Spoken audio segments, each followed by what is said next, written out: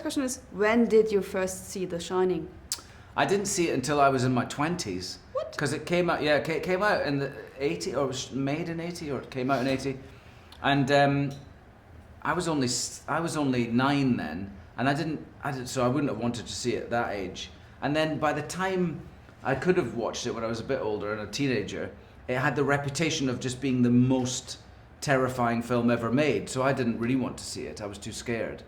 And then so I guess it was only when I was at drama school and we became much more interested in studying actors, and of course Jack Nicholson is an actor who you want to watch all of his work when you're learning to be an actor yourself. So I watched it then, but I watched it on my own at night. I did it properly, Did it scare you? Yes. Why? Why exactly? Well, it's difficult to put, for all the reasons that Kubrick was so good. His use of music, the sort of unusualness about it all, even Jack's performance is so out there. It's so crazy and strange. Like, you don't really know where he's coming from one moment to the next. It's like a madness almost. And then in the center of it, this very blank canvas, this little boy who you just want to get out of there. You just want him to get out of there as his mother and his father just sort of spin out of control.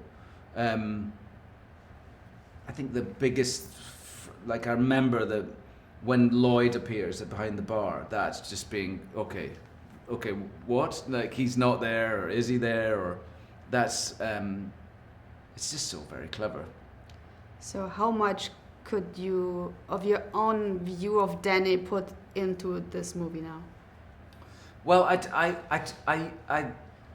didn't really study Danny's performance much because, like I say, he's very much of a blank canvas, and also he's 5 or 6 or 7 years old, and I'm playing him as a much older man. There's not a great deal on the outside there's no mannerisms I wanted to copy or anything like that. But Jack, I studied more because he's my dad, and I wanted to feel like his son. So I spent a lot of time working on my voice, like trying to sound a little bit like him. Like, there's a sort of, I think we all do sound a bit like our fathers.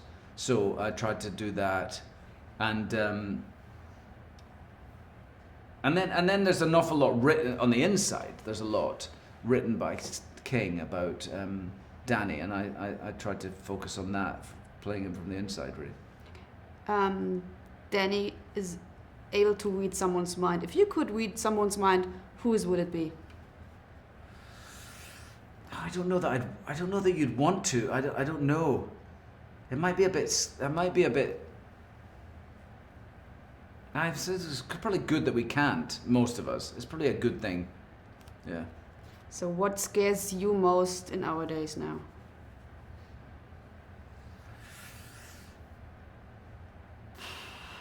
Well, I think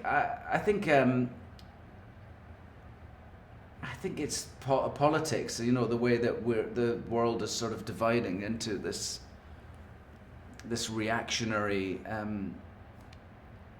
heartless politics makes me very afraid. All right, so there's a quote in the movie. It's I guess we're all libraries inside. Could you relate to that? Yes, of our experience and our emotional experience, I think it's all alive in us. We have it stored away. Yes, I think so. Yeah. Okay. And it's triggered and opened, like the idea of, in Danny's case, he has these boxes. You might think of it as being like filing cabinets or something of emotional experience, but they're opened without our consent. They're opened because they're triggered by something, an emotional memory, a smell, a color, a music or something. But I'm glad of it, because I think that's how we learn, that's how we grow, and that's how we grow, hopefully wiser anyway.